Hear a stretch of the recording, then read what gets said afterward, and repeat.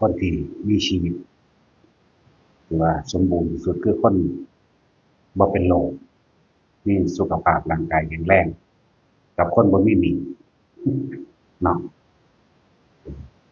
นั่นแหละแล้วมีเงินแสนเงินล้านก็บ่มีความหมายหากร่างกายบ่แข็งแรงแต่หากร่างกายแข็งแรงแต่ว่าเป็นหนี้ก็บ่มีความสุขแม่นบ่เออคนที่มีความที่ว่าเป็นชีวิตที่สมบูรณ์ดีแล้วประเสริฐดีแล้วคือสุขเกิดจากการไม่มีหนี้สุขเกิดจากความไม่มีโรคเนาะนั่นแหละถือว่าสมบูรณ์นั่นแหละจะหามันใส่หัวหลายเนาะแท็กซี่ยังไปได้ล้านเดิมสามโอ้ยอย่าไปเงินเด้อผู้ใดสิเป็นหยังก็ตามโอ้ยผู้นี้เป็นนายพลผู้นี้เป็นนายพันหนีอ้ายะอยู่อย่าไปเงินนั่นแหละเป็นหยังก็แค่นั้นแหละเป็นแค่หากินไปสร้างตายมันเป็นแค่อาชีพสัมมาอาชีโวซื่อๆเนาะแต่ว่ามันสิเป็นสัมมาให้บ่เท่านั้นเนาะโดยเฉพาะพวกข้าราชการหูระวังไว้ให้ดีโลดสู้สิโกงเวลานี่ สิโกงเงินนั่นนี่หาวิธีหากินแหน่เออสูสูมีอำนาจตอนนี้นะแต่ว่าก่อนไปเมืองผีสูสิขึ้นเหยียบพ่อเพียงบ่นะนั่นแหละมีแผ่นดินถ้าเป็นคะแนนก็เก่ามีสงฆ์คือ10เออ ธรณีสงฆ์แผ่นดินสงฆ์ของสงฆ์เป็นของดีสงเคราะห์บุคคลหมู่มากเพื่อรองรับพระสัทธรรมมาเลยหนักกว่าหมู่เข้าใจว่าล่ะแผ่นดินนี้ธรณีสงฆ์นี้การให้ธรรมทานเป็นทานอันสูงสุดและธรรมทานนี้ชื่อว่าให้อมตะมหานิพพานให้บุคคลทั้งหลายผู้มีศรัทธาผู้เสียสละตนเองนี่จะเข้ามาฟังธรรมเป็นทำใดเนาะ ต้องเป็นผู้เสียสละตนเองเสียสละในความเห็นแก่ตัวเออเสียสละในความโลภพอแต่ว่ามีความโลภแล้วความโกรธก็เกิดได้ความหลงก็เกิดมาได้แต่ว่าอะไรนั่นแหละคำว่าทำความเข้าใจคำว่าศีลห้านี่เออบ่ว่าสิฆ่าคนหรือฆ่าสัตว์ทั่วไปต้องมีความโลภจังฆ่าเห็นบ่ต้องมีความอยากได้ต้องเป็นมิจฉาอาชีวะไปพร้อมนี้แต่ว่ามาแล้วมีความโลภในจังขาบ่ว่าแตาขาคนบ่ว่าแตาขาสัตว์เห็นบ่ซั่นถ้าขาคนก็ต้องมีความโลภเหมือนกันก็เป็นกรรมใหญ่หนักขึ้นไปอีกถ้าฆ่าสัตว์ก็มีความโลภคือกันในจังขาแม่นบ่จังจึงฆ่าจึงลักบ่ว่าลักของคนหรือลักของสัตว์อืมมันก็ไปผิดตัวใดบัดสัมมาอาชีวะเป็นมิจฉาอาชีวะเด้สัมมาทิฏฐิเด้อในระหว่างศีลห้ากับมรรค8อธิบายให้ฟังคนมีความโลภก็เฮ็ดผิดศีลห้าทั้งหมดมีความโลภนะถ้าคนบ่มีความโลภสัตว์ก็บ่ฆ่าคนก็บ่ฆ่าสมบัติของสัตว์สมบัติของคนก็บ่ลักบ่ประพฤติผิดในกามพร้อมแม่นบ่บ่โกหกทำให้ผู้ใดผู้หนึ่งเสียชีวิตทรัพย์สินของไม่ดื่มสุราเรื่องอะไรตลอดทั้งเครื่องดองหอมน้ำเน่าต่างๆที่ทำให้เสียสติบ่มีนี่คือคนบ่มีความโลภศีลห้าก็เลยเป็นคำว่าศีลโดยแท้จริงมันเลยศีลคือให้เป็นคนที่มีจิตใจแข็งแกร่งดุจดังหินแต่หินศิลาก็แปลว่าหินหนักเป็นแท่งทึบให้ท่านจิตใจแข็งแกร่งแบบนั้นเพื่อจะต้านอบายก็เรียกว่าศีลหรือศิลาศิละแปลว่าหินให้รักษาดุจดังว่าก้อนหินรักษาความแข็งแกร่งแปลว่าศีลห้าแต่คนบ่มีความรู้ก็บ่เฮ็ดผิดจักอย่างบ่ว่าทั้งคนและสัตว์จึงบอกว่าไม่เบียดเบียนทำร้ายบุคคลผู้ใดผู้หนึ่งให้เสียชีวิตและทรัพย์สินตลอดทั้งมนุษย์และอมนุษย์นี่คือศีลบริสุทธิ์ตอนนี้เฮามาแปลใส่สัมมาทิฏฐิแปลว่าความเห็นถูกต้องตามความเป็นจริงความเห็นตามความเป็นจริงที่สรุปลงแล้วถ้าเห็นเกี่ยวกับศีลก็คือว่าถ้าเฮาฆ่าคนถ้าเฮาฆ่าสัตว์กรรมอันนั้นอกุศลกรรมนั้นย้อนกลับขึ้นมาหาเฮาคือเก่าแม่นว่าเฮาลักทรัพย์สมบัติของคนของสัตว์ กรรมนั้นย้อนมาหาเฮาคือเก่าถ้าเฮาประพฤติผิดในกามคือล่วงละเมิดโดยรูปโดยรสโดยกลิ่นโดยเสียงโดยสัมผัสโดยอารมณ์คือเอาอารมณ์ของเป็นใหญ่แล้วบังคับข่มเหงเอานี่การกระทำความผิดอันนั้นเป็นอกุศลกรรมก็ย้อนขึ้นมาให้เฮาถูกรังแกข่มเหงและเบียดเบียนเหมือนเดิมถ้าเราไปโกหกให้ผู้อื่นเสียชีวิตหรือทรัพย์สินกรรมนั้นก็ย้อนขึ้นมาหาเฮาเหมือนเดิมถ้าเราไปดื่มสุราเมื่อไรง่อยเปียสีกาปัญญาอ่อนกรรมนั้นก็ย้อนขึ้นมาหาเฮาเกิดพบหน้าชาติหน้าจะเป็นคนที่พ่อเห็นได้ก็ง่อยเปียสีขาปัญญาอ่อนตลอดทั้งเป็นโรคต่างๆและอายุสั้นหลายอย่างเข้าใจบ่ล่ะนี่แล้วจึงเรียกว่าสัมมาทิฏฐิเห็นตามความเป็นจริงแบบนี้เราสร้างโลกเป็นไปตามกรรมการกระทำสิ่งใดล้วนแล้วได้เป็นย้อนกลับขึ้นมาหาเฮาล้วนๆบ่มีผู้ใดเฮ็ดให้ตัวเองทำเอาเองเข้าใจว่าล่ะนั่นแหละ เมื่อสัมมาทิฏฐิมีความเห็นถูกต้องแล้วสัมมาสังกัปโปความดำริคือคิดเฮ็ดหยังก็สร้างเว้าหยังก็ตามในปัจจุบันตาเห็นอ๋อเฮ็ดนั่นเด้ก็เฮ็ดไปตามจริงหูได้ยินก็จะเป็นไปตามจริงนั่นบ่ล่ะมาแล้วสัมมาวาจาก็บอกแต่ความจริงเบิดเลยแล้วก็ทางการรับปากก็บ่เฮ็ดผิดสิ่งที่ตัวเองรับปากเข้าใจว่าล่ะการรับปากกับพ้นว่าสิมื้ออื่นสิไปดอกก็ไปอีหลีมื้ออื่นบ่แม่นต้องเว้าพูดตามความจริงพูดจริงในอดีตพูดจริงในปัจจุบันเข้าใจว่าล่ะอนาคตบ่มีใครรู้หรอกแต่ที่ว่าความจริงของอนาคตคือสัตว์ทั้งหลายเกิดมาเท่าไรตายเท่านั้นนี่คือความจริงของอนาคตบ่มีญาณก็สร้างฮู้ได้คือเก่าเนาะ สัมมากัมมันโตการกระทำตามความเป็นจริงคือกระทำใดก็สร้างต้องเอาหลักความจริงเป็นใหญ่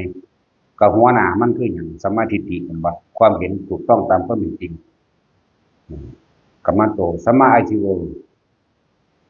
คนบ่มีความโลภจะต้องบ่ฆ่าบ่ลักมันหมายถึงว่าในหาอย่างที่เป็นเครื่องขวางพระนิพพานบ่เฮ็ดเลย มันยังเข้าใจว่าหาอย่างสัมมาอาชีโวนี่คือบ่เฮ็ดเลยค้ามนุษย์ค้าสัตว์นั่นบ่ค้ามนุษย์ค้าเนื้อนั่นแหละค้าเหล้าค้าอาวุธและยาพิษนี่หาอย่างบ่มีเข้าใจว่านี่แล้วก็บ่ประกอบอาชีพการโกหกแน่ถ้าคนบ่มีความหลงบ่ประกอบอาชีพนั้นเองแล้วนั่นแหละคำว่าศีลห้ากับมรรค8ตีคู่กันมันสิไปไสนิพพานมันจึงบอกว่าสัมมาอาชีโวถ้ามิจฉาอาชีโวดีถ้าค้ามนุษย์ได้หลอกลวงคนไปขายแรงงานอื่นว่าค้ามนุษย์หรือจับคนไปขายตนขายตนก็เรียกว่าค้ามนุษย์ค้าสัตว์ค้าเนื้อนี่ก็คือหาปูหาปลามาขายกันแม่นกบมาขายกันสัตว์ทุกอย่างอาหารมาขายก็เรียกว่าค้าเนื้อค้าอาหารค้ายาพิษนี่ฉีดยาแมลงนั่นบ่บ่ได้ว่าถ้าเป็นยาพิษไปขาคนได้ฆ่าสัตว์ก็แม่นเด้ยาฆ่าแมลงซุมื้อนี้โอ้ยจังแม่นหยังแล้วหลายก็ดอกจักยี่ห้อหยังแล้วนี่เรียกว่าขายยาพิษเอามาเบื่อคนก็ตายเบื่อสัตว์ก็ตายเห็นบ่ล่ะจึงเรียกว่ายาพิษค้าเครื่องดองของมึนเมาคือเหล้าคือกัญชาคือยาบ้าคือทุกอย่างที่มันเฮ็ดให้เสียสตินั่นเองเข้าใจแล้วบ่บัดนั่นแหละ ค้าอาวุธบ่แม่นอาวุธตะปืนที่ไปยิงคนระเบิดไปยิงกันเด้อาวุธสำหรับใช้จับสัตว์ดักสัตว์เข้าใจว่านี่มัน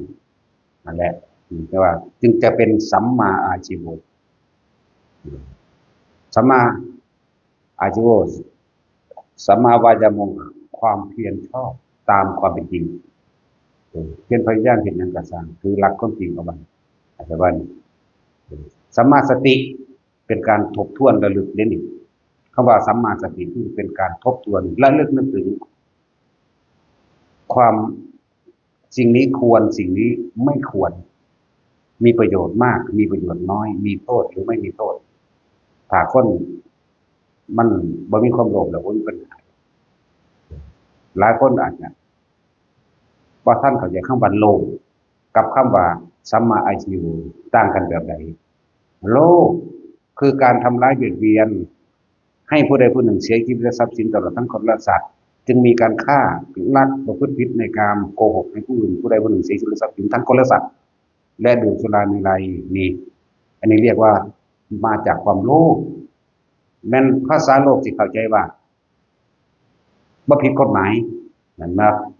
หาปลามาขายนี่บ่ผิดกฎหมายเห็นบ่ล่ะค้าปืนค้าอาวุธตามห้างร้านค้าไม่ผิดกฎหมายเห็นบ่ล่ะขายตัวไม่ผิดกฎหมายแต่มีบัญชีเนาะแต่ไปลงนะขายยาพิษไม่ผิดกฎหมายค้าอาวุธค้ายางสติ๊กหรือเบ็ดหรืออวนต่างๆไม่ผิดกฎหมายเนาะทั้งสั้นแล้วค้าเหล้าไม่ผิดกฎหมายแต่ว่าเป็นเครื่องขวางพระนิพพานนั่นแหละจึงบอกว่า คำว่าโลก็คือนี่แหละทำผิดทุกอย่างที่มีห้าข้ออาจจะมันผิดทางพระนิพพานที่มีห้าข้อคำว่าสัมมาอาชีโวไม่ผิดในศีลธรรมบ่ผิดในหาข้อนี้แต่ว่านี่ความเห็นก็ถูกตามความเป็นจริงแหละสัมมาทิฏฐิสัมมาสังโฆดำริก็ต้องตามความเป็นจริงที่ตาหูจมูกลิ้นกายเฮาเห็นอยู่เดียวนี้ได้ยินได้นี่กระทบเดี๋ยวนี้แต่มีหยังก็สั่งเฮาสิคิดว่าจะกระทำคิดว่าจะพูดตามจริงเหมือนเดิม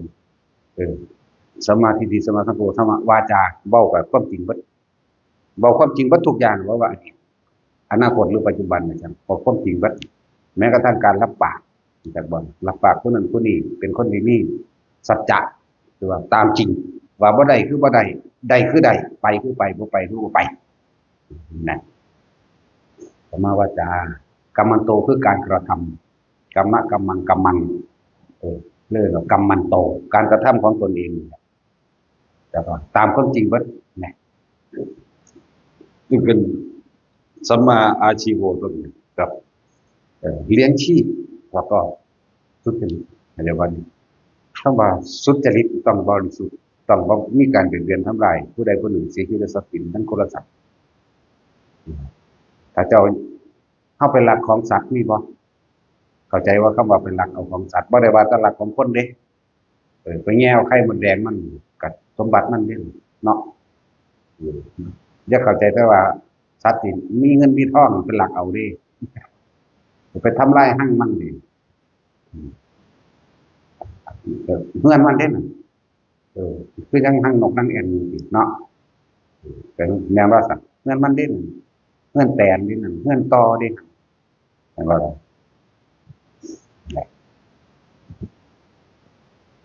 หั่งมดแดงกับเงื่อนมดแดงนี่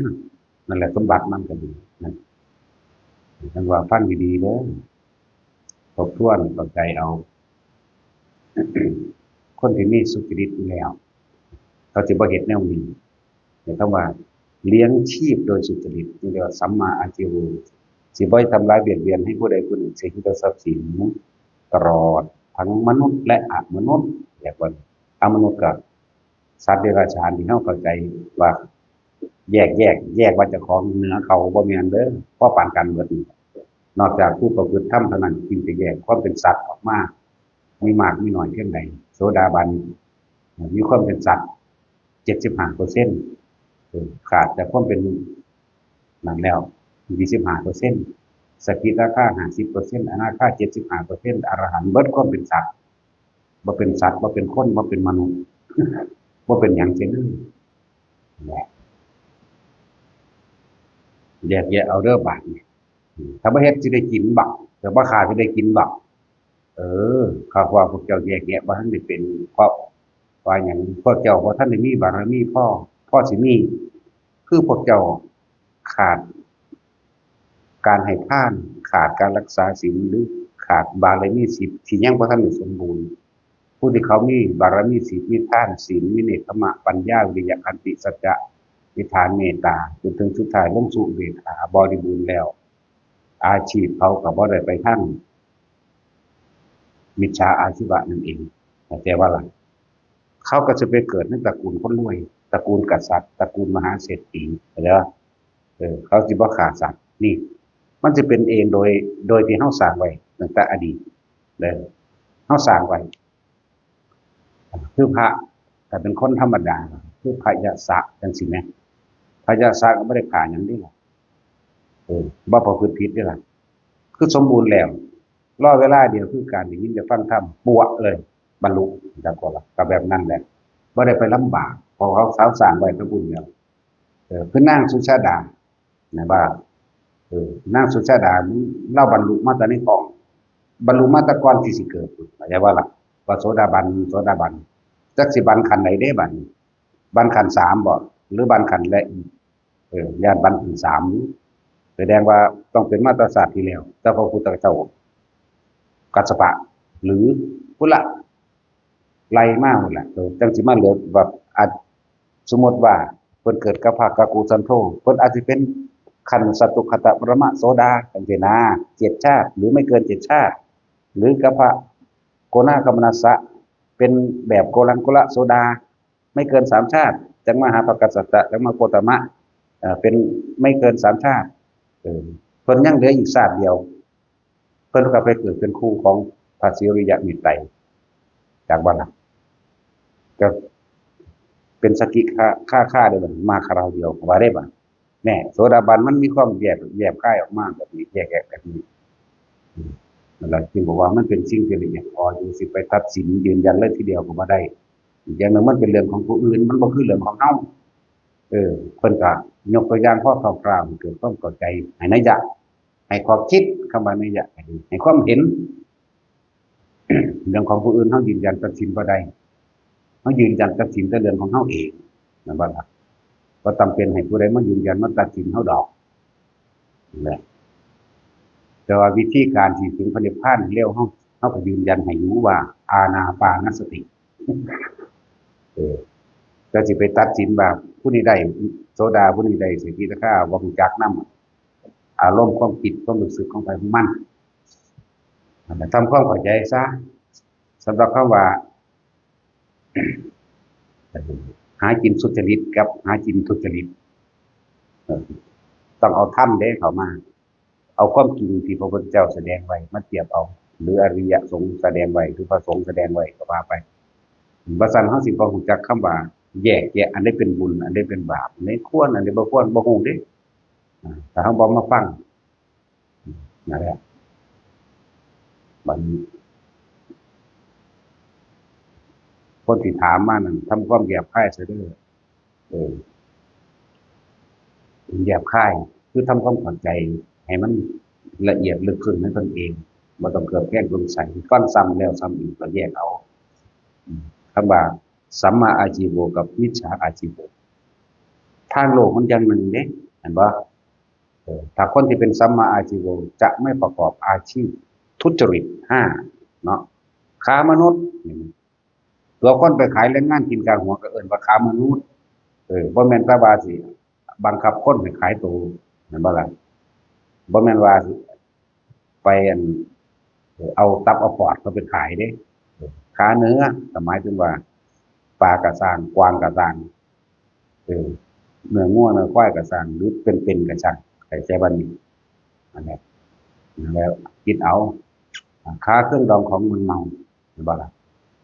ยาพิษอาวุธ5อย่างสิบ่มีเลยจึงเรียกว่าสุจริตธรรม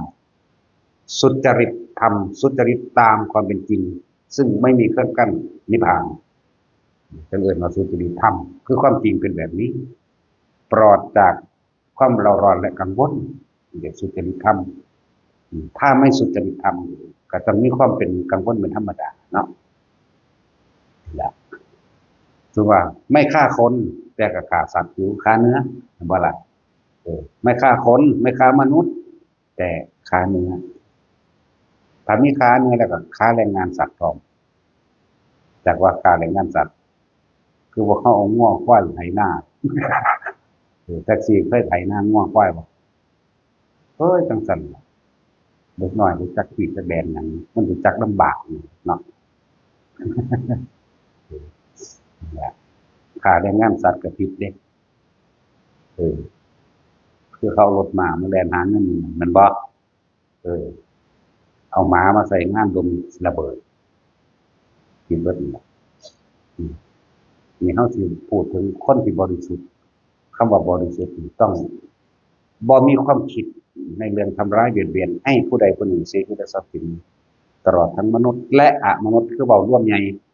นี่บ่ได้แยกย่อยมนุษย์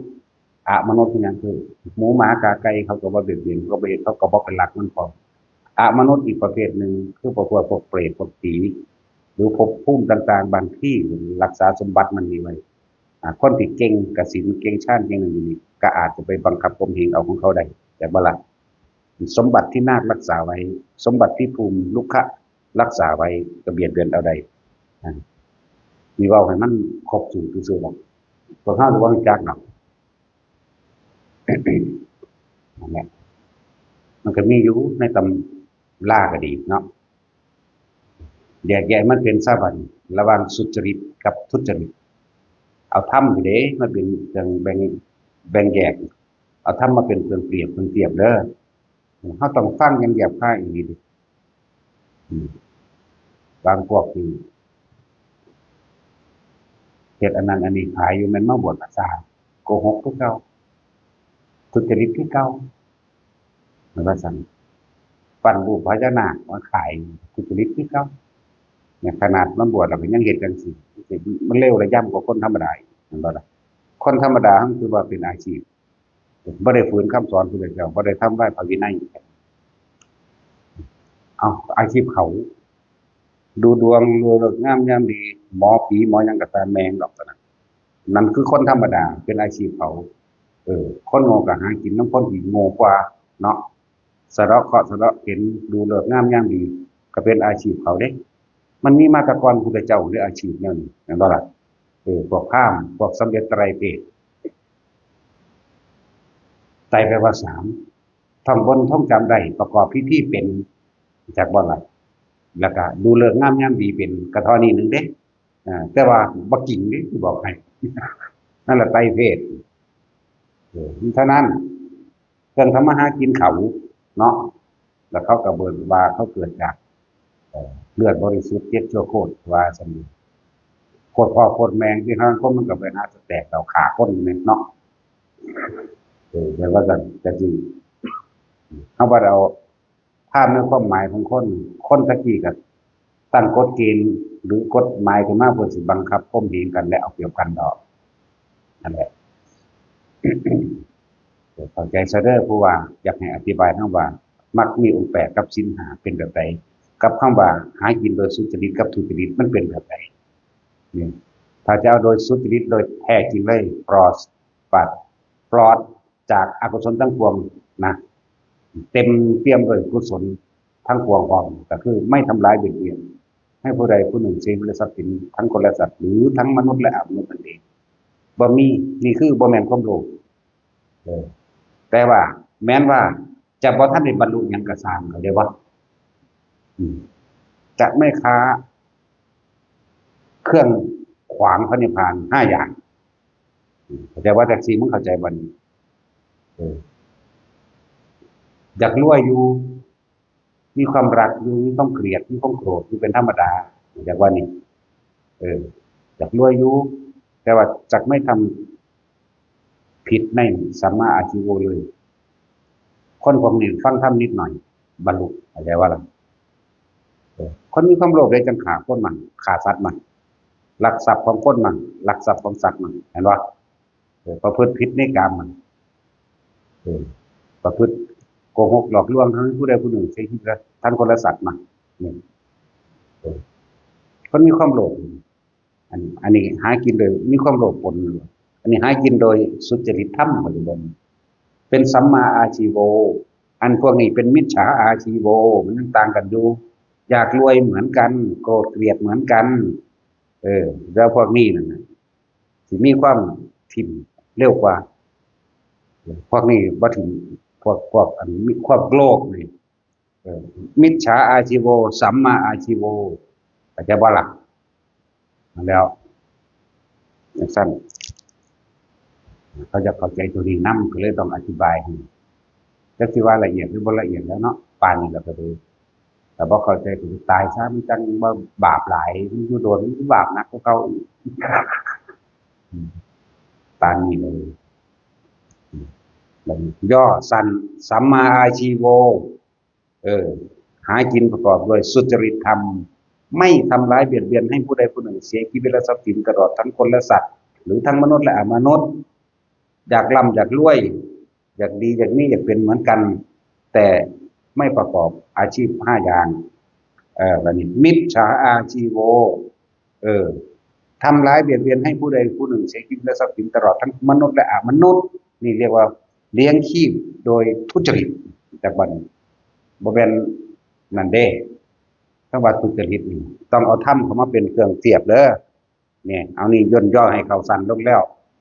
เมื่อกี้โดยปริยายแล้วอันนี้ปริยายแล้ววันนี้ย่นย่อเข้ามาให้รัดกุมแล้วคิดเอาบัดนั่นแหละต่างกันอย่างรวยเหมือนกันแต่เขาก็ค้าขายเสื้อผ้าค้าขายยังไปธรรมดาหมายถึงว่าหลังไม่ได้ขายเนื้อขายเนื้อมันจะไปสร้างมากกับมิจฉาอาชีพเหมือนเดิมแต่ว่าไก่ไฮเดอร์มันจะ10 โตคั่วให้พร้อมแน่ปลานิ่มเด้อ10 โลเนื้อหมูเด้อเอาเฉพาะสันมั่งเอาตับมั่งเอานั่นอันนี้มั่งมิจฉาเหมือนเดิมนี่พูดถึงความสุจริตธรรมโดยเด่นนี่แต่ว่าหลังอะไรครับสิบ่มีเลยอยากรวยเหมือนกันทั้งสองคนนี่แต่ว่าผู้นี้ความโลภอย่างรุนแรงฆ่าเอาเบียดเบียนเอาไปเลยผู้นี้บ่ฆ่าบ่เบียดเบียนหยังเลยฆ่าไปอย่างอื่นแต่ว่าที่เอาสุจริตขนาดนั้นซุมื้อนี้มันยากเนาะยากก็ต้องทำดีเนาะแต่อย่าคนนั่นแหละเป็นธรรมดาบัดนี้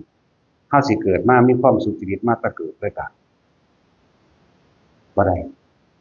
หรือว่าผู้ใดก็มีเด้ผู้ใดก็มีอยู่เพราะว่าเขาสั่งสมมาแล้วก็ผู้เรศพวกกาเริ่มต้นอดีตเขาสั่งสมมาเรื่อยๆเขาก็มาจากความผิดมาก่อนน่ะความผิดนั่นแหละสอนเขาจึงทำให้ถูกเข้าใจบ่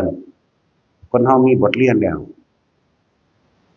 ว่าเจ็บปวดแสบร้อนแล้วจังมากค่อยๆปฏิบัติตนเองใหม่นะเพราะความผิดนั่นแหละคือคู่ที่ดีคือความทุกข์นั่นแหละมีค่าความทุกข์อันเป็นทุกข์ความบ่ได้ดังใจความเจ็บความปวดความป่วยความถูกรังแกและข่มเหงจังซี่สิ่งเหล่านั้นคือความทุกข์นั่นแหละที่สอนให้เฮาเหมือนกับว่าคนที่ถูกรังแกข่มเหงเบียดเบียนทำร้ายต่างๆนานาสารพัดจักทำให้บุคคลผู้นั้นแข็งแกร่งทั้งจิตใจและร่างกายมันสิฝึกฝนสิเอาสู่นั่นว่าซั่นถ้าว่าถูกรังแกมันบ่คิดสิต่อสู้เนาะนั่นบ่ถ้าบ่ป่วยมันก็บ่คิดสิไปรักษาเนาะถ้าว่าถูกเอาเปรียบมันก็บ่อยากแก้คืนเป็นธรรมดาแนวมื้อนี้เพราะว่าโลกเป็นแบบนี้โลกของหมู่สัตตานั่งสัตว์ทั้งหลายคือผู้ที่ยึดติดและเป็นผู้ที่คล้องอยู่ในอารมณ์ความพอใจตัวเดียวนั่นแหละถ้าว่าบ่ได้ดังใจมันก็จะแก้คืนแล้วเนาะได้อธิบายแล้วเด้อว่าระหว่างสัมมาทิฏฐิกับมิจฉาทิฏฐิกับศีลห้าระหว่างความรู้เรียกว่าผู้ประกอบอาชีพโดยทุจริตกับผู้ประกอบอาชีพโดยสุจริตย่นย่อให้แล้วเด้อจะฟังซ้ำเอาใจเป็นธรรมดานั่นแหละโลกมันก็เป็นแบบนี้มันเป็นตถาตาโลกจำเป็นเช่นนี้มันก็เดินทางมันแบบนี้มูสัตว์ทั้งหลายเวียนว่ายตายเกิดก็เพราะความโลภนะแม้ถึงกระนั้นผู้ประกอบอาชีพโดยสุจริตก็ยังมีความโลภแต่ว่ามันเป็นความโลภในทางที่ไม่เบียดเบียนเนี่ยแต่บ้าหลักเขาก็ค้าขายกันเหมือนกันกับอนาปิณฑิกะเศรษฐีแล้วก็ค้าขายมันบ่ขายยังไงขายเกลือขายพริกขายผ่าขายไม้จันหอมจันแดงมีเด้แต่บ่ได้ค้าสัตว์แต่จะว่านี่มิจฉาอาชีวะบ่มีเลยในหาอย่างแต่บ่ล่ะนะครับค้าข้าวเป็นสิเด้อันแหละค่าเงินค่าทองเด้มันมีสิ่งมันบ่ได้มีได้สิ่งมีชีวิตที่เราไปค้าไปขายเห็นบ่นั่นแหละเปรียบเทียบเอามีอดีตเศรษฐีแต่เก่าก่อนก็ดีเหมือนนั่งมีสาขามันก็ดีหลายคนที่ได้ที่เป็นพ่อค้าแล้วเป็นพ่อค้าที่บ่มีทุจริตนะฮะหรือว่ามิจฉาอาชีวะบ่มีเข้าไปแปะปนแปะเปื้อนกับเพิ่นเลยนะจังซั่นทัศนะและสุทัศนะก็น้องกับอ้ายนั่นแหละก็คือนี่แหละอนาปิณฑิกะเศรษฐีนั่นแหละโหยากจน ก็ยกตัวอย่างพุทธกาลนี่ฟังเป็นยุคแล้วสมัยซุมื้อนี้มันเป็นยากอยู่เด้เนาะจักสิไปยกไผ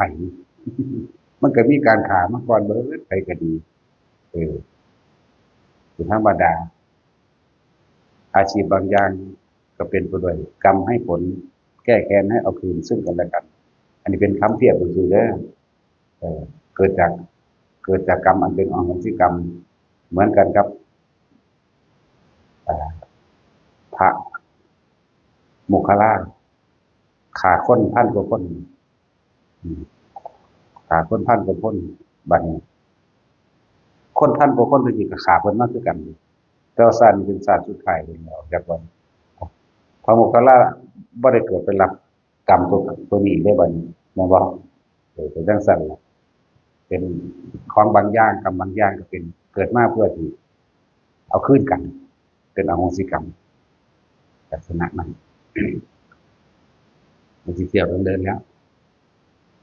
ก็มีตัวอย่างให้เทียบเท่าที่มันจำได้นั่นแหละอิหยังก็สร้างที่พวกเจ้าพึงสังวรระลึกไว้เสมออยู่ทุกคนเกิดมาตายเสมอกันจักสิเป็นหยังก็สร้างตายคือเก่าเนาะเอาไล่มาเบิ่งดูนั่นเท่าที่เฮาอ่านเบิ่งในประวัติศาสตร์เอาเริ่มต้นจากพุทธเจ้าพุทธเจ้าก็ตายแล้วเนาะพ่อเพิ่นก็ตายคือกันแม่เพิ่นก็ตายใน2,000กว่าปีนี่ตายมาเบิดแล้วล่ะเหลือแต่เฮาล่ะสิตายบัดนี้เฮาสิตายแบบใดเฮาสิตายทั้งที่ยังค้างคาอะไรบางอย่างบ่เกิดคือเก่าเดะแต่ค้างคาเพิ่นบอกว่าเป็นหยังคือให้คนนึกถึงแต่ความตายมันสิเฮ็ดให้เฮาบ่ประมาทมันสิเฮ็ดให้เฮาหยุดยั้งตัวเองอยากหยุดยั้งคิดในความที่จะโกรธในความที่จะแก้แค้นในความที่จะเอาคืนในความที่จะฆ่าในการลักปล้นจี้ฆ่าข่มเหงโกหกดื่มสุราเมรัยหยังหมู่นี้น่ะเข้าใจว่าน่ะเฮ็ดให้เฮาบ่ยับยั้งชั่งใจตัวเองได้เลยบอกว่าการระลึกนึกถึงความตายมรณะมีสติเออ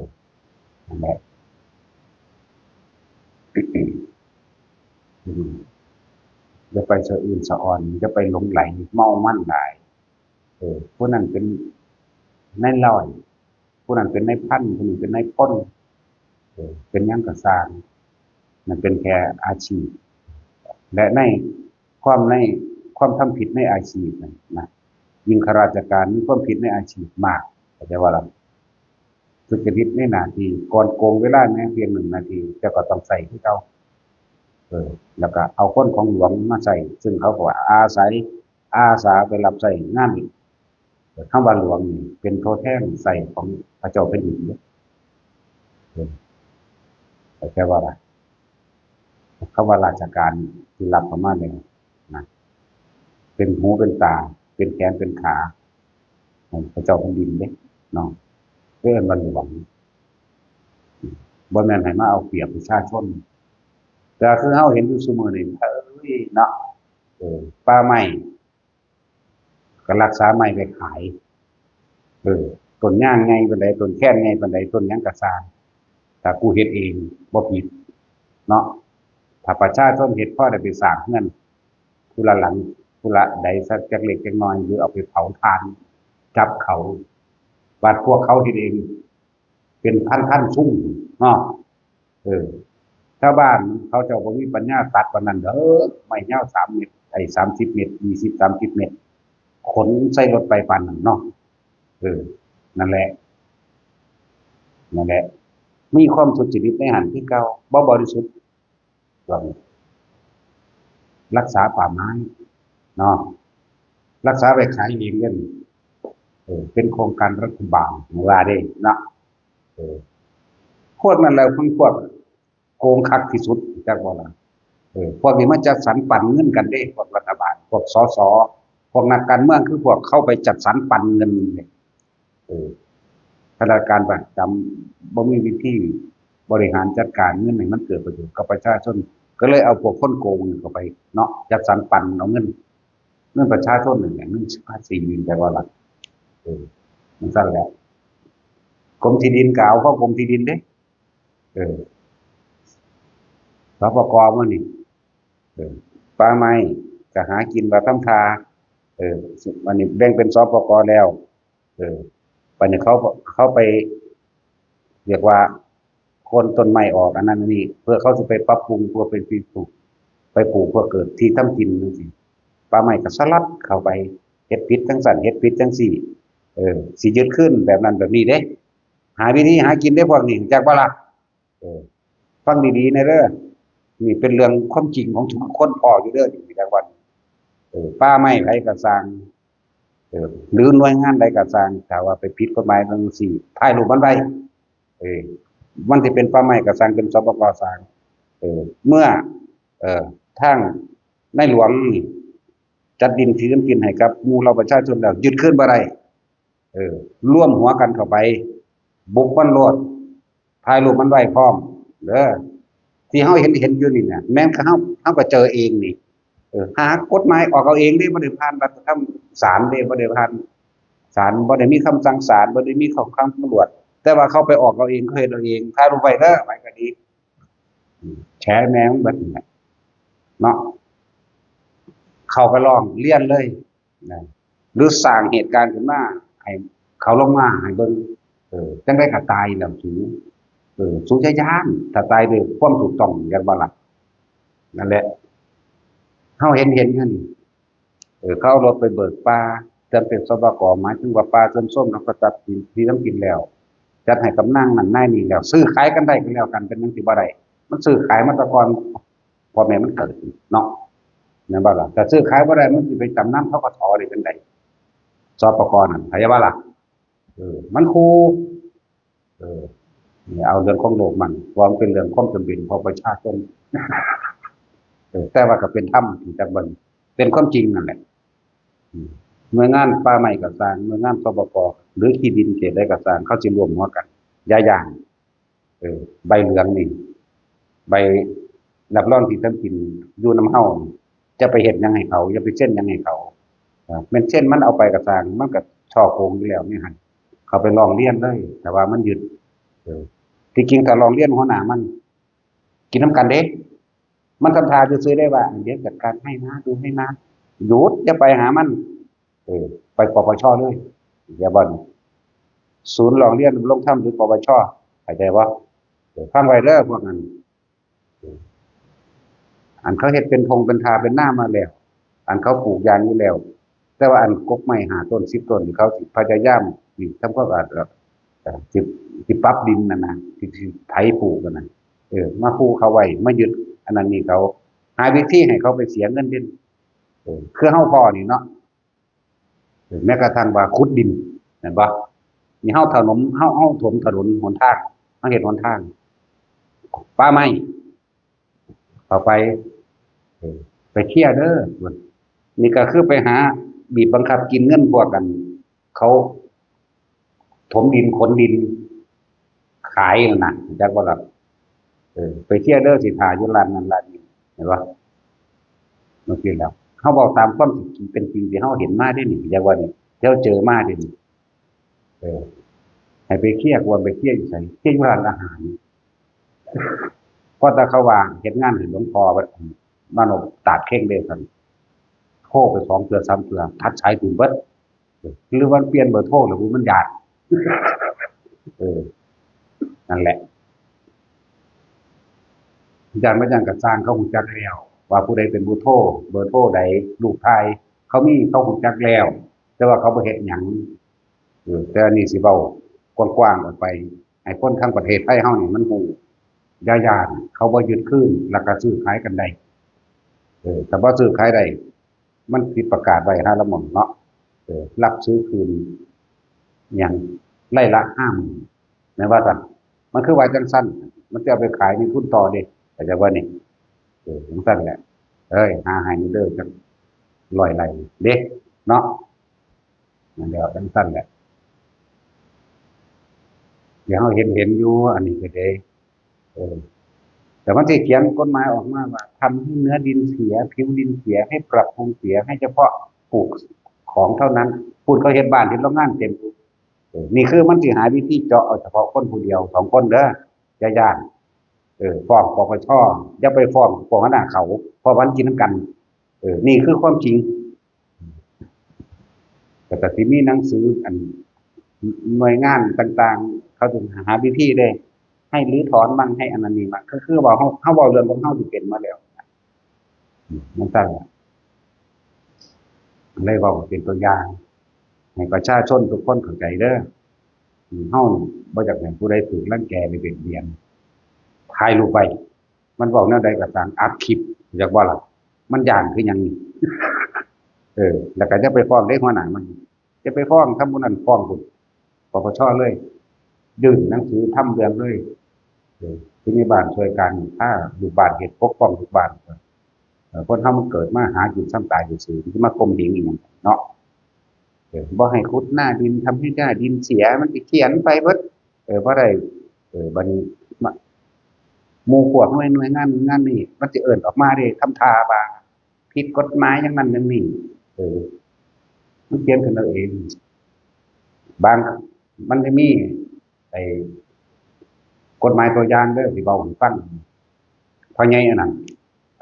แล้วก็แต่ที่ดินนั่นสปกนั่นแล้วก็เชี่ยปลาหม่เอายอกนิดหน่อยนึงดอก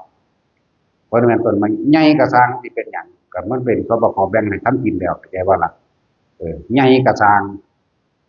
บ่ยึดดอกแล้วเอารถไถนั่นไปเบิกหม้องสิเฮ็ดเรือนมันก็มีการตัดต้นไม้ใหญ่อยู่ต้นหนึงนะไปฟ้องเลาไปจับเลาเราบ่ยอมเสียเงินฟรีเอาเลาไปขึ้นศาลเรียกว่าเออที่สปกนี่แหละเอาเลาไปขึ้นศาลตัดสินว่าจังไดที่ไอ้สปกอันนี้บ่อาจสามารถที่ขึ้นได้และได้มอบที่ตั้งกินให้กับประชาชนแล้วเขาเฮ็ดเรือนอยู่บางหั้นก็เป็นธรรมดามันมีกฎหมายมันเฮ็ดไว้ก็ต้องตัดศาลตัดสินให้ราษฎรผู้ใหญ่อันนั้นชนะเข้าใจว่าล่ะนั่นแหละมันมีอยู่ที่มันยึดขึ้นจังไดเขาก็ยึดกับปากเขาเองหรอกว่าเขาจะได้เงินแต่ต้นนั้นเท่านี้ทำท่าคู่ขนาดนี้เนาะกูรอดกูแต่บุกลุกกูมากกว่ายิงแมงเลยคนใจใครแล้วนั่นแหละย่าหากินซ้ำตาย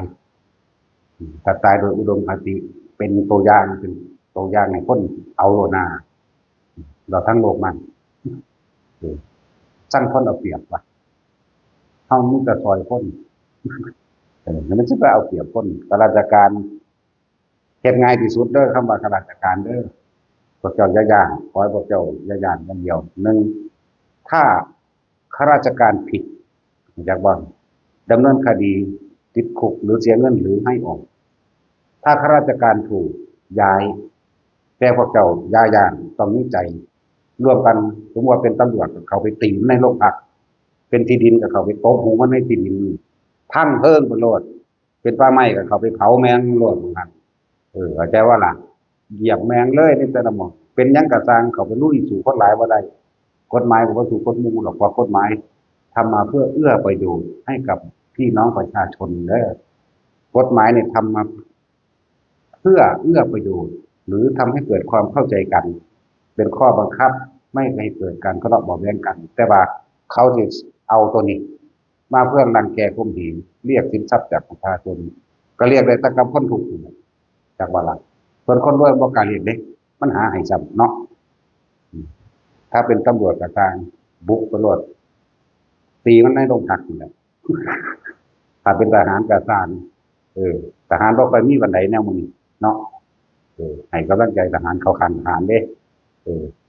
ทหารเป็นกระเลียดโตนเด้เนาะอยู่กินก็ยากสัมภาระอหยังต่างๆขนเสบียงก็ลำบากทรมานทหารบ่ค่อยมีดอกแนวจังซี่มีบักใหญ่ๆเลยแต่สิมีทำธุรกิจบักใหญ่ข้ามประเทศแต่ว่าล่ะหรือมีเอี่ยวในส่วนรวมด้วยกันตัดไม้ใหญ่ๆไปขายรวมกันกับป่าไม้เนาะแต่ว่าหน่วยรักษาพันธุ์สัตว์ป่ากูก็เห็นยิ่งหมูป่าไปกินอยู่อันนี้ว่าตามเจ้าเห็นดิยิ่งหมูป่าไปกินมันหรือเขามีปืนยาวด้วยเนาะพวกนี้นั่นแหละอันบางดีก็มีที่ดอกบ่ดีแมงดอกก็มันเป็นอาชีพซื่อๆไว้ เมื่อได้เสียสละพ่อเป็นไรกับแต่บ่จ้างมันก็บ่เห็นไหมเนาะว่าแต่ที่แต่บ่จ้างมึงจะไปเห็นบ่งานอันนี้บ่เห็นนั่นแหละถึงบอกว่าพวกเจ้าสิหยังก็สร้างอาชีพรับราชการเนี่ยเขาก็เขียนบานสันอยู่อาชีพรับราชการครูรับราชการหมอพยาบาลเนาะรับราชการเอ่ออิหยังแบบอาหารใหม่ตำรวจใหม่ก็ว่าไปมันแค่อาชีพเด้พวกทุจริตไม่อาชีพเอาเถอะหน้าเรียกว่าเป็นหนี้แผ่นดินเออนั่นแหละก็ฟังเพราะอะไรขยายความเด้อไม่จะดีใหญ่ๆแต่เขามาคูก็มันคุณมีถ่ายรูปไปปั๊บปั๊บปั๊บปั๊บเราไปถามโดดพูดจะถามทั้งในแต่ว่าแต่ตามพวกเขากันเองเขาเข้าข่างกันเด้อถามแมนปปชแต่ก็แบบศูนย์ดำรงธรรมมันก็ถามถ่ายรูปไว้ยิ่งมีการเอาเงินทั้งคักแต่มีเพื่อว่าร่วมหัวกันก็ไปตีเอาโลดเนาะมันเฮ็ดมาบ่แห้งเลยพวกเขาเลยนั่นแหละหลายอย่างอยู่ดอกแต่เขายอมคือเขาบ่สู้เพราะว่าเขารู้หลายๆอย่างเขาก็เลยยอมเพราะว่าเขาบ่อยากมีเรื่องมันนี่แต่ว่าอีกฝ่ายหนึ่งบ่เลิกบ่ล่าจำเป็นต้องสู้เข้าใจว่าล่ะการสู้เพื่อป้องกันตนเองเนี่ยเขาบ่ได้เอาสู้เอาแพ้เอาชนะโดยอารมณ์ภาวะอารมณ์บ่มีแต่ว่าทำให้รู้ว่าอะไรคืออะไรอะไรควรอะไรไม่ควรเด้แล้วก็เฮ็ดเป็นตัวอย่างพร้อมนะคือไว้เด้อบาดนี้พวกนั้นถูกรังแกเรื่องที่ดินถ้ามันเป็นสปกมันยึดบ่ได้หรอกนส3บ่ต้องเว้าถึงมันก็นั่นอยู่แล้วเนาะของมันซื้อรับรองต่างๆโฉนดมันเองต่างหากแล้วป่าไม้ไปขอเงินพวกคนดินนะเนาะแม่นบ่ล่ะเอออำนาจนั่นแหละมาฟ้องคุณโลดคุณฝากเครื่องคุณจักรบันไถบ่ได้ออกชื่อหรอกคือจักให้ออกชื่อเนาะแต่สินี่คือการให้ความรู้ในการดำรงชีวิตดำเนินชีวิตให้กำลังใจให้ทางออกพร้อมเพราะเขาเห็นเขาไปค้นอ่าเขาก็ขายดินซื้อดินกันมาถมที่ถมทางมากันคือพวกฟ้าไม้ก็ไปขอเงินเขาเด้เออมาแม้ถ้ากูบ่บอกเออคือจังว่าเขาไปตัดไม้น้ำให้น้ำหน้าเพราะได้เผาทานหรือว่าเอามาเฮ็ดเงินเขาไม่คิดไม่ปรุงมื้อนี้ไม้ย่างเขาก็บ่เฮ็ดดอกถ้าไม้ย่างเขาเฮ็ดเอาเองนี่กูเห็นอยู่ที่สองเงาบักใหญ่อยู่นี่เออแต่ก็กูบ่มีฟ้องกูบ่ท้อแล้วเขาบ่อยากฟ้องคือเนาะไม้ย่างก็หาซื้อเอาเบิดน่ะพวกฟ้าไม้ก็ซื้อกูบ่จับเขาบ่ก็ได้เงินนำเขาแม่นบ่ล่ะป่าเฮาตัดกกดูนแล่นออกมาโลดคือคู่ปลูกเป็นเท่าใดหมื่นต้นก็กูแต่งกิ่งแม่กันเสือกแล่นออกมาโลดเนาะแม่นบ่ล่ะนั่นแหละให้ความรู้ในการดำเนินชีวิตและก็การปกป้องตนเองความรู้กับคนทุกข์คนยากคนจนอืมแต่คนจนเฮาสิถูกรังแกและเอาเปรียบมาตลอดเฮานี่เป็นที่พึ่งพาอาศัยของคนจนเดะสถานที่ดีก็เลยเอ่อเป็นที่พักพิงของคนทุกข์เป็นที่พักพิงของคนเดินทางไกลสถานถ้ำแห่งนี้บ่ได้สร้างขึ้นมาว่าเอ่อบ่ได้ว่าแต่สิเอาคนรวยหรือบ่รวยบ่ได้เกี่ยวกันเด้แต่ส่วนมากเฮาเอาคนจนเอาคนทุกข์แต่ว่าล่ะพอเฮาทุกข์มามากแล้วประสบการณ์ชีวิตมันสอนเฮามาหลายอย่างเฮ็ดให้เฮานำประสบการณ์อันนี้ออกมาเผยแพร่ช่วยคนเกิดกำลังใจและต่อสู้มีทางสู้นั่นแหละถูกรังแกมากเท่าไหร่ยิ่งแข็งแกร่งเฮาบ่ได้ว่าสิพ้อเด้เออจำเอาในเด้อพ่อแม่ผู้ใดอันผู้เขาบ่ฟังเขาบ่มีโอกาสฟังธรรมจังซี่บอกพี่น้องเพิ่นเวลาพวกป่าไม้มันรังแกพวกสปกมันรังแกพวกมื้อนี้เนาะมันคือมันทุจริตเบิดเด้เนาะพวกตำรวจก็คือการฆ่ามันไว้โลดเออเข้าไปตีมันอยู่ได้อันนั้นเลยบ่กล้ายิงดอกแต่เฮาบ่ยิงก่อนแต่ถ้าเฮายิงก่อนเขาจังสิยิงจังแต่สิยิงหัวกับหัวใจมันเบิดเลย มันจะบ่ได้สูงเออบ่ตลกคือๆดอกอันนี้แต่เอาจริงเด้แต่มาสัตว์กับเฮาอืมตลกอยู่ตลกชีวิตคือกันแหละตลกเอาจริงเพิ่นบอกว่าแต่ละคนจะเป็นคนเฮาเกิดมาแค่หากินซากตายมีความตายเสมอกันเออนักกฎหมายเนี่ยสุดยอดเด้พวกนี้เนาะเออตัวนัวไอ้คนผิดกันพวกนี้ระยำเร็วยิ่งกว่านั้นหาคนที่เป็นสุจริตยากเด้พวกทนายเนาะพวกนี้เวรกรรมนักเหมือนกันกับนักการเมืองบ่ต่างกันดอกพวกที่ตัวที่สิไปหาอันคือจันทกุมารโอ้ยหายากรู้สึกจะไปหาคือพระมโหสถบัณฑิตหายาก หรือพระวิทูลบัณฑิตที่เป็นพระเจ้าตัดสินคดีความมีแต่ความจริงใจกันผิดคือผิดถูกก็ถูกเรื่องแบบนี้อันนี้จากชนะเอามาเนาะระวังดีเราที่ท้องแตกด้วยกับพวกนี้จะเป็นมะเร็งเด้อจะเป็นมะเร็งจะเป็นเลือดในสมองตีบแล้วก็บางที่บ่ตายเด้แต่ว่าสิเป็นอัมพาตพวกนี้จากนักไปทางนี้ได้พวกทนายระวังดีๆเป็นสั่นเด้อความจริงคือความจริงเด้อตัดกันด้วยอมตะวาจาเด้ความจริงเป็นสิ่งบ่ตายบ่ความสิตายจากความจริงตายจากธรรมจากบอกตายจากความบ่มีสุจริตธรรมนั่นแหละนั่นแหละคือว่ามันเป็นอาชีพแล้วพวกเจ้าจะพากันเถอะแค่ว่าเลี้ยงชีพโดยสุจริตซะถ้าคนดีก็ดีเด้เออสิ่งเหล่านั้นคือกลายเป็นว่าสิเป็นธรรมหรือเป็นอหยังที่กลับขึ้นมารักษาตัวเองบ่นะถ้าทนายดีทนายดีหมายว่าตัดสินตามความเป็นจริงเลยนะนั่นแหล้วจะเห็นแก่เงินหลายมันจะไปใหม่เจ้าของในเมืองผีเนาะเศรษฐีในเมืองคนแต่ทุกอย่างอับจนที่สุดในเมืองผีเลยผมสั่นเลยทุกอย่างเดี๋ยวเลยว่าแกหากินซ้ำตายเพื่อพวกเจ้าจะอิหยังกระดอกกระเดียครับนะคู่กันเท่านั้นแหละคู่กับมีคือเป็นคือกันเด้เหมือนว่าบ่มีเด้บางทีกันแกล้งอยากได้เงินเขาเงินมาชาติขึ้นก็มีเด้เนาะอยากได้คะแนนรันก้นคมเหงลูกศิษย์อยู่นี่เด้คู่ผู้สาวคู่ผู้เบาเนาะฝากลูกศิษย์อยู่นี่เด้เนาะสั่นแบบคู่กับบี้แบบนั้นเรียกว่าย่ำแมงเป็นแบบว่าตาต้องมีศีลธรรมเนาะมันก็ค้นเหมือนกับซัดเป็นสั่นนั้นพอสิปลอดภัยในราคาขายสุจริตนะไปได้เหตุที่ใน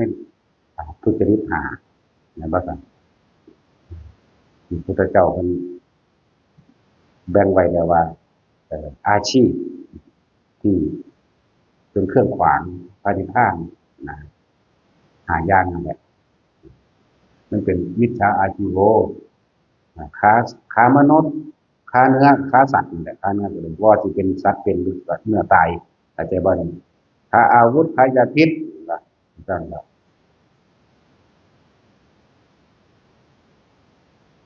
ค้าเครื่องดองของมึนเมาทำให้เกิดความเสียสติมีหายาก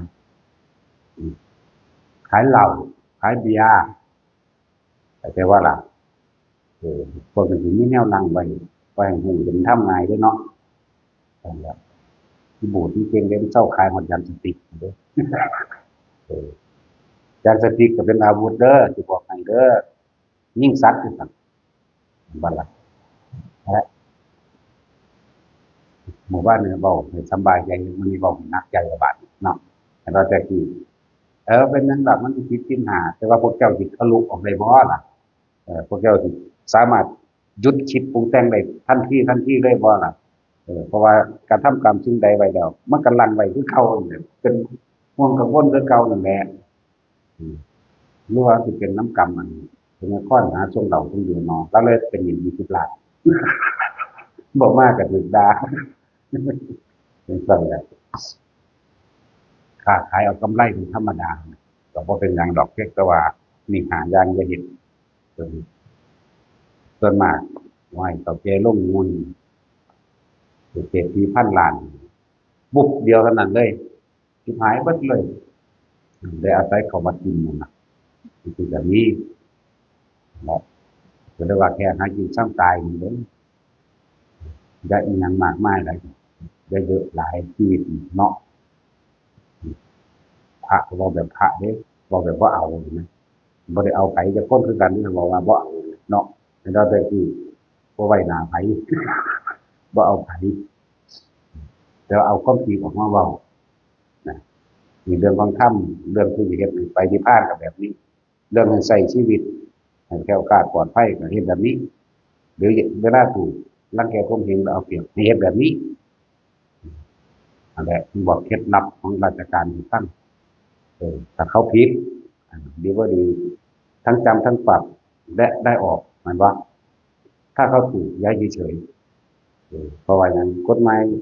สร้างมาเอื้อประโยชน์ให้กับประชาชนคนหมู่มากตำรวจต้องพักหนึ่งก็คือก็ถูกให้บ้านหนึ่งหรอกนะนะว่าลุ่มไปแมงรถบ้านตลอดยากถ้าทุจริตยากแต่ว่าขอให้มันสู้ตามความเป็นจริงเด้นี่คือความจริงว่าแมนวันนี้เลยเหลี่ยมเด้เหลี่ยมแพ้เบิดเพราะว่าแพ้ความจริงความจริงเป็นจริงว่าตายแต่ความเป็นผู้นี้เลยเหลี่ยมไปกันแกล้งแพ้เด้แพ้ไพ่แก้ใจของเองแพ้แก้กฎแห่งกรรมนั่นแหละมันแพ้อันอื่นเด้นักอันที่กันนั่นแหละคือแนะให้มันคือแนะตามความเป็นจริงเด้บ่ได้แนะแบบว่าหาวิธีเล่ห์เหลี่ยมไปทำลายเขาเขาทุจริตโดยหน้าที่อยู่แต่ตัวเองจากหาวิธีการแก้โดยความรังเกียจโดยความลำเอียงอย่างใดอย่างหนึ่งเกิดขึ้นหรือถูกดึงจากมูลน้องที่เขาบ่พอใจอย่างหนึ่งอย่าไปสนับสนุนเด้นั่นแหละทั้งบาเบิ่งไปนั่นแหละแต่ว่าอันใดก็สร้างสัจจังเวมัตตะวาจาความจริงเป็นจริงกว่าตายสู่ไปโดยความจริงนี่เป็นสุจริตธรรมมันเป็นบ่ญาณบ่ญาณตายสิอย่างแต่ก็บ่ญาณหยังจักอย่างเนาะจังซี่ก็คือเฮาบ่มีอิหยังให้เฮายึดจักอย่างนี่เฮาก็เลยบ่ญาณจักอย่างว่าจังซี่มึงยังมีลูกให้ยึดเด้เนาะมีเมียพร้อมลูกพร้อมมีหนี้พร้อม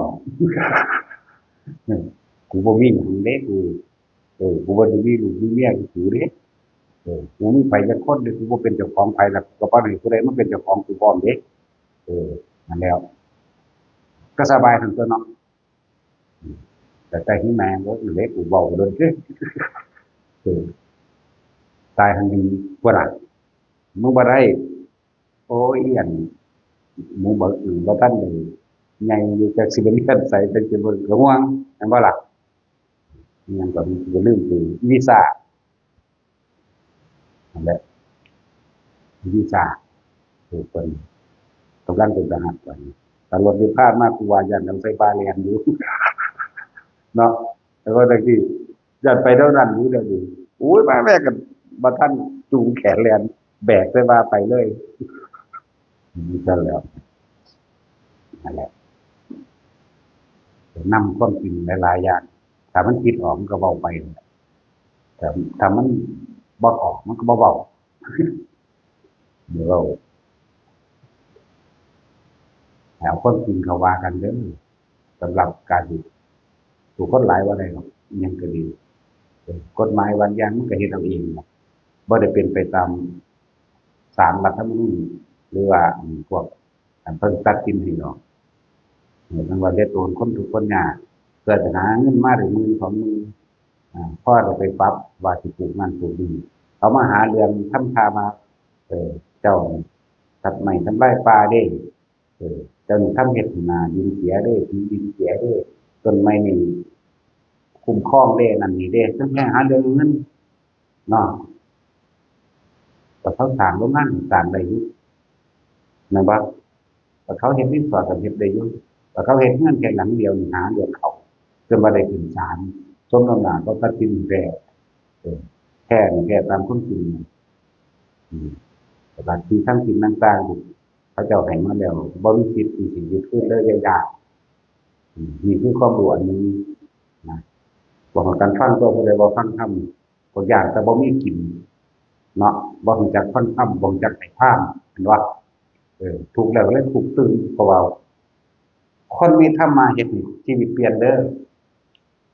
คนที่ฟังธรรมเฮ็ดให้ชีวิตเปลี่ยน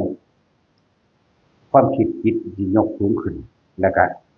แม้จะใส่ธรรมะไปโกงก็ตามชนะได้จังว่าแต่ว่าแปลให้ตนเองเด้นั่นแหละคนที่ฉลาดขึ้นมากก็เพราะว่าอาศัยการต้องทำ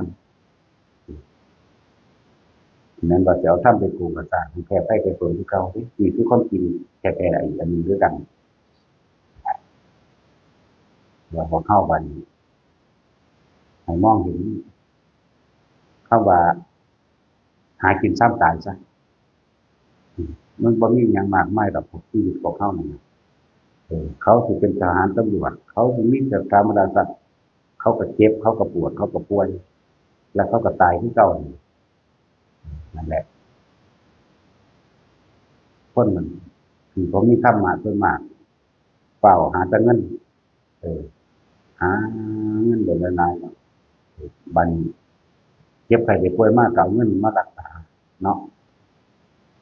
มาซื้อสุขภาพขึ้นแต่ว่าถ้าคนมีธรรมะบ่ค่อยป่วยจากวันนี้เงินไปหามาได้เก็บได้ยังได้แบ่งสินกินข้าวบุญการกุศลกับศาสตร์อุทิศบุญเจ้ากรรมนายเวรมั่งเดี๋ยวเฮาเคยไปขางชีวิตของเขาอาศัยชีวิตเขาอาศัยแรงงานเขามันเป็นเนื้อหนังของเขาเองมันก็มีการลดหย่อนผ่อนปลนกันไปบ้างเลย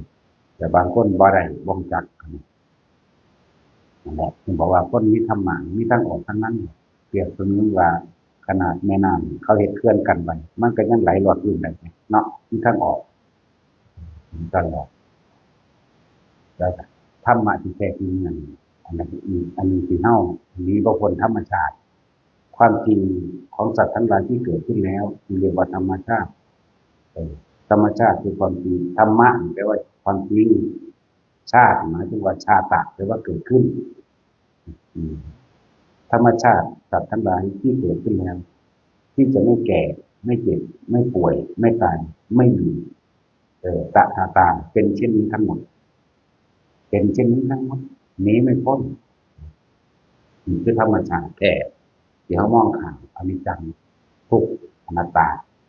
นี่คือธรรมชาติที่สัตว์ทั้งหลายเกิดมาแล้วหนีบ่พ้นต้องเป็นอย่างนี้ไม่เป็นอย่างอื่นเข้าใจว่าหลังแล้วที่ยังกับมันแท้บุคคลที่เฮาหากคนใดก็สร้างจะไปกอดที่หนึ่งมันก็ตายปะเฮาหรือเฮาตายปะมันคือเรามันบ่ล่ะจักตายปะบ่เนาะว่าพวกบ้านนอกพวกด้อยภาษาพวกว่าจะเรียนภาษาต่างประเทศเนาะตายปะแปลว่าตายจากกันตายปะตายปะมันตายจากกันตายจากบุคคลที่รักแปลว่าหลักนั่นแหละทั้งได้กระสร้างจะรักเพียงใดก็ช่างสุดท้ายก็ต้องตายจากกันมาตายปะภาษาห้องเพราะว่าตอนเฮามีชีวิตอยู่แล้วบัดนี้เว้าเรื่องกรรมอันใดก็ตามทั้งบุญและบาปทั้งที่เป็นกุศลและอกุศลนะหรือคนเฮาส่วนมากจะคิดถึงแนวบ่ดีเด้เนาะอันแนวดีๆบ่ค่อยคิดถึงคือธรรมะเฮาแสดงสั่งสอนบ่ค่อยคิดถึงเด้เหมือนกับว่าเฮาพูดคำดีๆ100คำแม่นบ่แต่ว่าพูดคำไม่ดีที่ไม่ถูกใจมันแม้เพียงครั้งเดียวคำดี100ครั้งหายเบิดเด้มันจะจำเอาแต่สิ่งที่ไม่ดีเพียงครั้งเดียวคือไม่ถูกใจมันเท่านั้นเด้บ่แต่คือว่าเหมือนกันแหละเราช่วยบุคคลผู้อื่น100ครั้งพันครั้งบ่เราไม่ช่วยแค่เพียงครั้งเดียวชิบหายเบิดเนาหรือจังซั่นเด้แล้วคนเฮามันส่วนมากเก็บเอาแต่แนวบ่ดีคำว่าบ่ดีนี่คือบ่ถูกใจมันนึงเด้บ่ได้เกี่ยวกับความจริงหรือความบ่จริงแม่นบ่ล่ะเป็นแบบนั้นบ่ได้เป็นอย่างอื่นเลยนั่นแหละถ้าบ่มีธรรมะเลยบ่รู้จักว่าอันใดควรอันใดบ่ควรเลยคำว่าดีหรือบ่ดีเฮาบ่มีแต่ว่าต้องเว้าว่าดีว่าชั่วว่าเลวเว้าภาษาศัพท์รู้จักบ่ก็ต้องเว้าภาษาศัพท์ไม่มีดีไม่มีเลวไม่มีบุญไม่มีบาปบ่มีผู้ใดชั่วจักคนแต่บัดนี้บ่มีแต่บ่รู้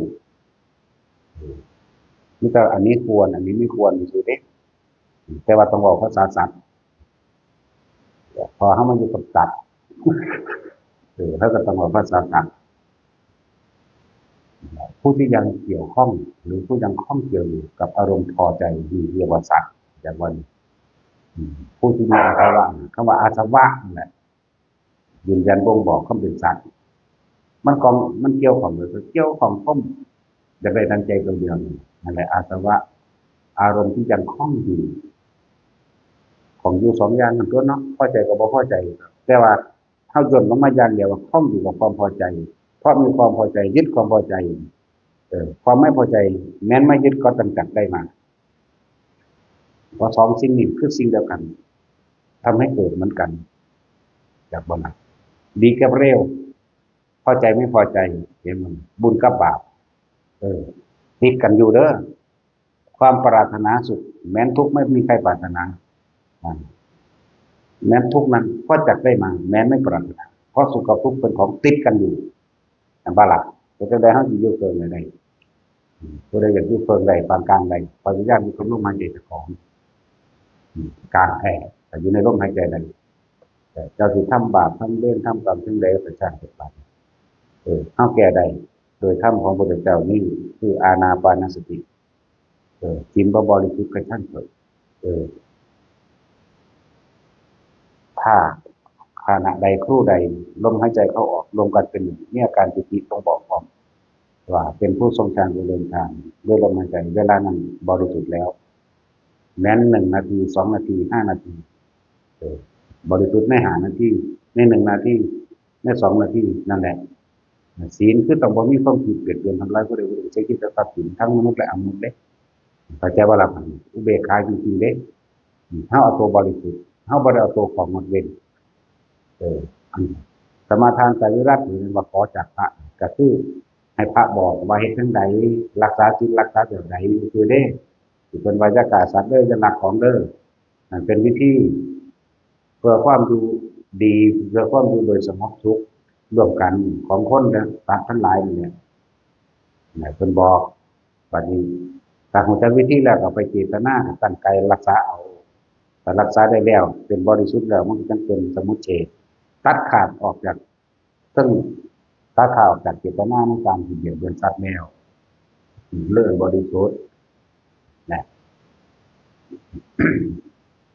เป็นว่าทางคือว่าเหมาะสมและทำได้ทุกคนคือลมหายใจคนเฮาก็เกิดมาบ่เคยคิดถึงลมหายใจตัวเองหรอกแต่บ่มาฟังธรรมอะไรว่าล่ะนั่นว่าแต่กี้มันเคยคิดถึงบ่แล้วได้ฟังธรรมคำสอนพระพุทธเจ้าได้ล่ะจังรู้จักว่าดูลมหายใจออกเป็นแบบไหนเห็นบ่เหมือนกันล่ะบัดนี้เฮาใช้วิธีนี่เอาเด้อแม่นเฮาสิมีอาชีพหยังก็ช่างก็ปัดแม่นเฮาสิเฮ็ดผิดบาปมาเพียงใดก็ช่างตอนบางคนก็ไปหาปูหาปลาอยู่กลับมันกลับมาเฮ็ดเอาบาปนอนเอาเด้อนี่ให้กำลังใจด้วยบาดมันกินยาให้กำลังใจดูลมหายใจแล้วก็ฟังธรรมไปพร้อมจนกว่าสินับบ่แน่จะบอกกันบางที่รับเฮาฟังธรรมไปพร้อมเฮาฮู้อยู่ว่าเฮาเฮ็ดบาปมาเฮาฮู้มันแยกแยะคนเฮามันมีสติแยกแยะอยู่แล้วล่ะเห็นบ่แยกแยะอะไรผิดมันถูกเพราะว่ากูทุกข์เนาะเพราะว่ากูจนเนาะเพราะว่ากูนั่นกูจังเฮ็ดจังก็สร้างมาดอกเว้ยฟังธรรมหลวงพ่อนี่แหละอยู่ในลมหายใจเนาะฟังธรรมไปนำรู้ลมหายใจไปนำเสือกตายแล้วไปนิพพานโสก็มีเด้สิบอกให้เด้อบ่ได้เว้าเล่นนะก็จริงๆนี่แหละแต่ก็เป็นของจริงนี่แหละช่วงที่เฮาฟังธรรมนั่นความคิดของเฮาบ่ไปเกาะบ่ไปคิดถึงสัตว์ที่ไปไปฆ่าเคยลักเคยกันผิดหยังมันก็สร้างเมาเหล้าเมายาดาไผก็สร้างมันบ่ไปคิดบ่ไปเกาะมันบ่ไปคิดคนขึ้นมาแต่ว่ามันครองไปตามธรรมโอ้แม่นความเพิ่นมันยอมรับจิตมันยอมรับของมันเองดอกเห็นบ่ล่ะบางคนฟังไปแล้วให้ขึ้นมาเอาเองเลยนั่นคือมันยอมรับจิตมันเป็นเองมันแสดงของมันออกมาเองทางกายเฮ็ดให้ได้วิธีมันเกิดมันปลื้มมันปัสสติแล้วเด้นั่นเรียกว่าไงวิตกคือการฟังธรรมวิจารณ์คือใครควรพิจารณาไปเรื่อย ปีติเกิดปัสสัทธิเกิดความสึกอึกสะอื้นขึ้นมานั่นแหละเรียกว่าสมาธิจิตตั้งมั่นในขณะนั้นจิตเป็นอุเบกขาเข้าใจว่านี่แล้วก็เผลอหลับไปตายซ้ำไปนิพพานก็ได้อนาคาก็ได้อาจจะว่าละบันแม้บ่ได้ซานี่บางคนก็เป็นตกเป็นโสดาบันสกิทาบัดตายก็มีเด้บ่ได้ว่าถ้าได้อรหันต์ขณะที่ใจจะขาดพอดีกันบ่ได้ว่าถ้าซ้ำนี้เด้ไปโสดาก็ได้สกิทาคาก็ได้อนาคาก็ได้อรหันต์ก็ดีมันว่าอะไรนั่นแล้ว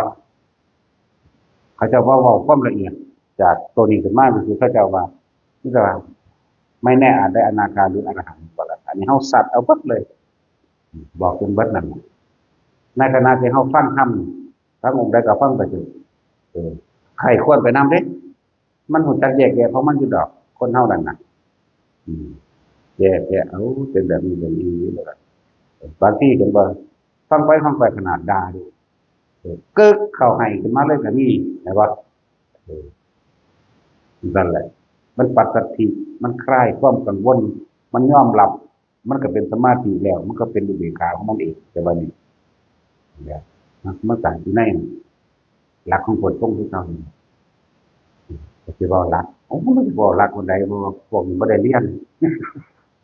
ว่าถ้ามีเป็นในหัวดังใดตายในหัวดังใดก็ต้องมาเกิดเอาละนะเนาะก็คือว่าโพดต้องเจ็ดมั่งโพธิปัจจยธรรม37มั่งนั่นคือเดี๋ยวได้อธิบายกันนี่หน่อยเนาะพวกเจ้าหูล่มเหมือนมันคักนี่เฉพาะล่มล้วนๆจนพอมีโตพอมีตนเท่านั้นจะเกลือมันก็ดูดเจ้าเข้าไปเองดอกนะเนาะเป็นท่านแหละเนาะสบายท่าน